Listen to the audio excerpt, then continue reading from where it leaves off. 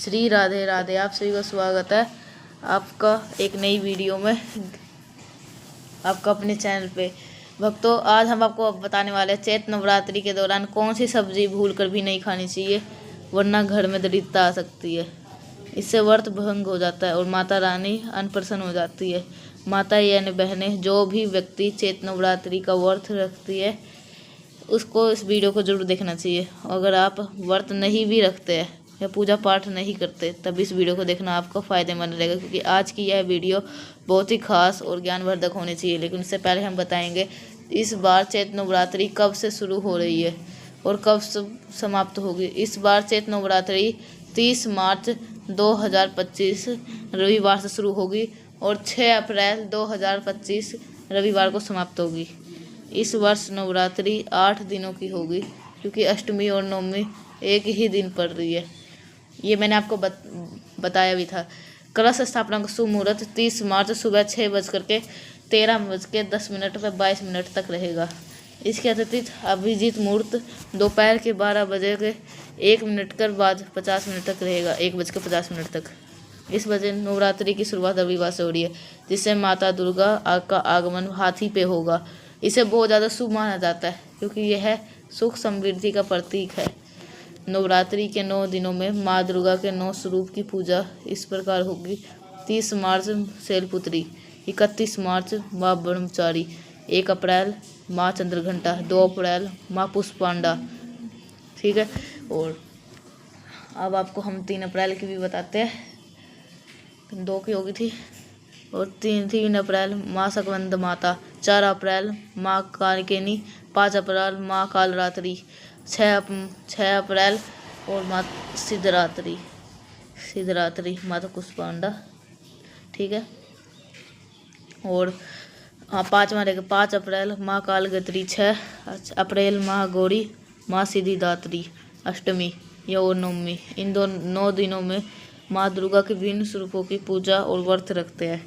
कलश स्थापना के लिए आवश्यक सामग्री रोली, सिंदूर, चंदन, चुनरी, सुपारी, पुष्प, फल सामग्री, रूंग, गंगाजल, पान का पत्ता, पंचामृत, अक्षत और फल आदि शामिल है। अगर आप माता दुर्गा की कृपा चाहते हैं तो इन बीजों को लाइक करिए और जय माँ अम्बे, जय माँ दुर्गा के कमेंट में जरूर लिखिए। इससे आपकी हर मनोकामना पूरी हो सकती है। आप सभी से हाथ जोड़ के विनती है कि अपने चैनल पे आप सभी को यह वीडियो आपके लिए बहुत ही ज़्यादा महत्वपूर्ण लाभदायक होगी। ठीक है दोस्तों, कलश स्थापना का शुभ मुहूर्त पे विधि विधान से कलश स्थापना करने से व्रत और पूजा का विशेष फल प्राप्त होता है। चैत्र मात्र की माँ दुर्गा की पूजा समर्पित होती है, इसलिए माता रानी की पूजा करने से जीवन में सुख समृद्धि बढ़ती है और धन धान्य में वृद्धि होती है। माता एवं बहनें चैत्र नवरात्रि में के पहले दिन कलश स्थापना करने का विशेष महत्व होता है, जिससे देवी प्रसन्न होते हैं और भक्तों को शुभ फल प्राप्त होते हैं। हमारा चैनल आपका चैनल है जो कि शिव पुराण महा उपाय, इसके अंदर आपको इस वीडियो को लाइक जरूर करिएगा। सही उपाय देते हैं।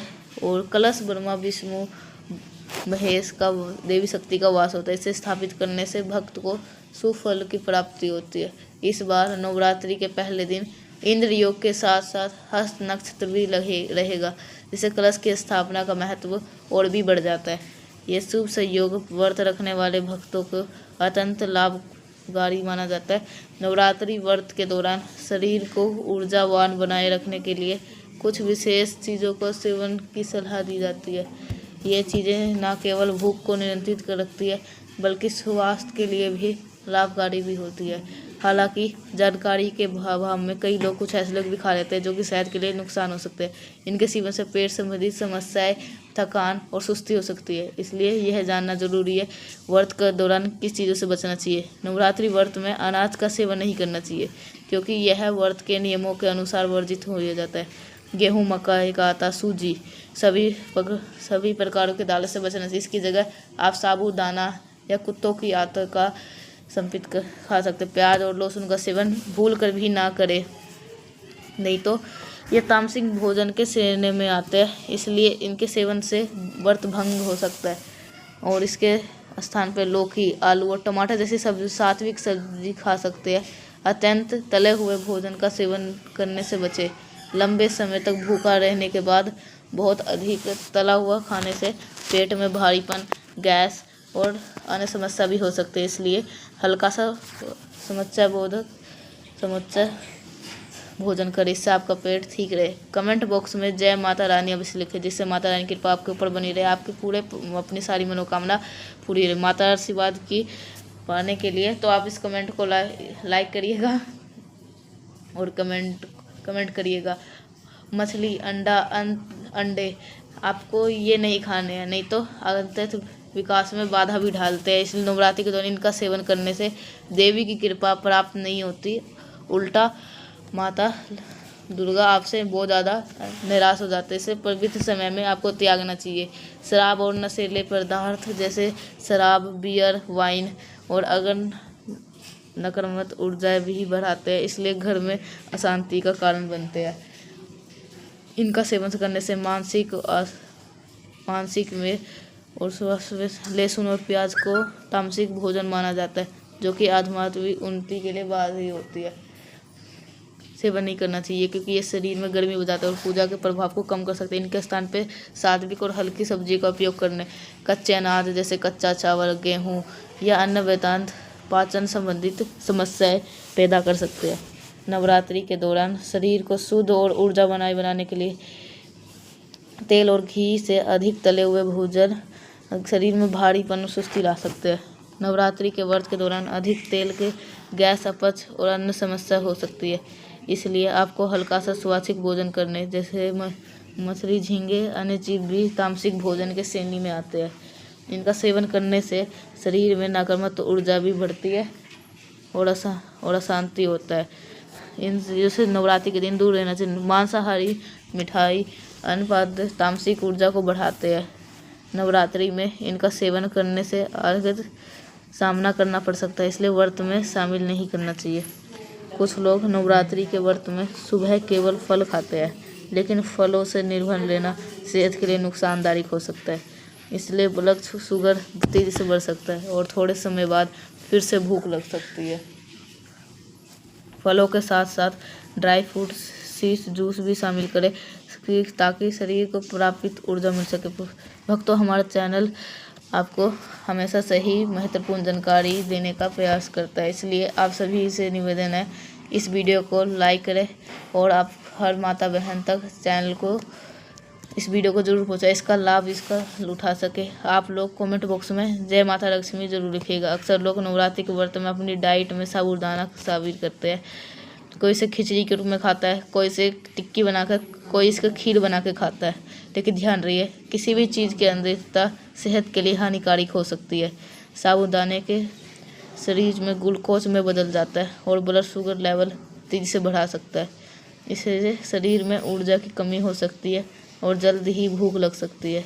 इसलिए साबूदाना की खिचड़ी, टिक्की का सेवन सीमित मात्रा में थोड़ा थोड़ा करें। इसकी जगह समय के चावल या कुत्तों के आटे का उपयोग भी कर सकते हैं।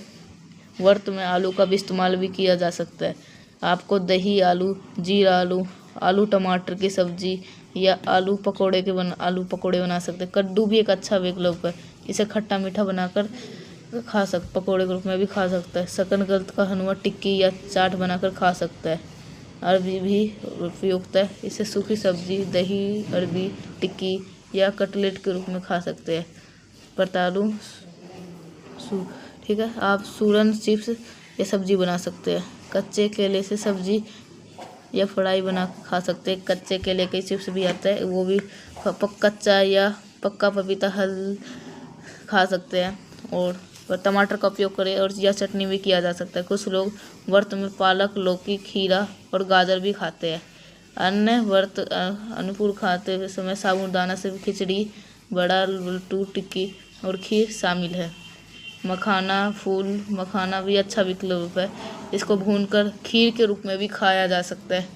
सभी तरीके से ड्राई फ्रूट और फल भी व्रत में लिए जा सकते हैं।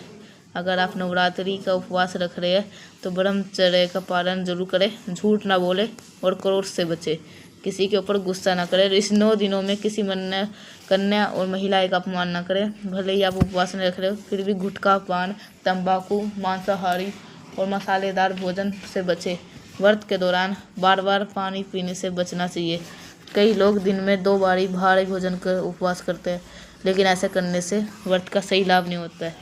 नवरात्रि में और रसो उपवास, फलाहार उपवास, लघु उपवास और पूर्ण उपवास जैसे विभिन्न प्रकार के उपवास किए जाते हैं।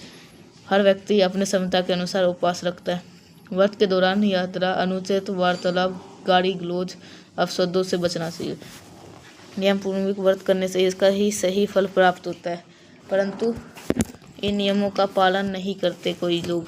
अगर किसी की शारीरिक स्थिति ठीक ना हो, व्रत रखने से अधिक कमजोर बढ़ने का खतरा हो तो सब व्रत नहीं रखना चाहिए। मासिक धर्म के अनुसार स्त्रियों को भी व्रत ना रखने की सलाह दी जाती है। यदि कोई जरूरी यात्रा करनी है या अनिवार्य स्थिति का अगर यात्रा करना पड़ रहा है तो आपको व्रत त्याज्य माना गया। माता का व्रत रखने वाले को शास्त्रों के अनुसार विधि पूर्वक पूजा अर्चना करनी चाहिए। माता बहनों, इस वीडियो को लाइक जरूर कर दे, और अगर आप यदि ज्ञान और ऐसी ज्ञान पाना है तो आप अवश्य शिवपुराण महाउपाय में यही माता से क्षमा मांग के ही यदि आप अगर सही भोजन करने का संकल्प लिया तो यही जानना क्या खाना चाहिए और क्या नहीं। उदाहरण के लिए नवमी के दिन लौकी नहीं खानी जाती। सप्तमी, अष्टमी या नवमी को व्रत पालन करने के बाद व्रत का विधिवत उद्यापन जरूर करें। 9 कन्याओं को भोजन कराकर और दक्षिणा कर व्रत को पूर्ण करें, तभी उसका संपूर्ण फल प्राप्त होता है। नवरात्रि के दौरान कुछ उपाय करने से मनोकामना भी जल्द पूरी होती है। इस बारे में हम आगे बढ़ने से पहले आप सभी से निवेदन है, इस वीडियो को लाइक करें और हर माता बहन तक शेयर करें।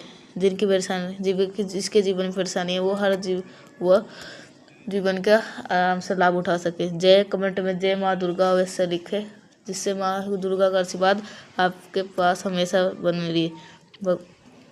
ज्ञान आपको ऐसे ही ज्ञान और सटीक शुद्ध जानकारी देता है महाशिव पुराण उपाय। ठीक है, इसलिए वीडियो को लाइक करें, अधिक से अधिक लोग तक शेयर करें, क्योंकि माता दुर्गा की कृपा पूरे भारत में फैले। हमारा संकल्प है ये ज्ञान हम हर घर तक पहुँचे और सभी माता बहनें इसका लाभ उठा सके।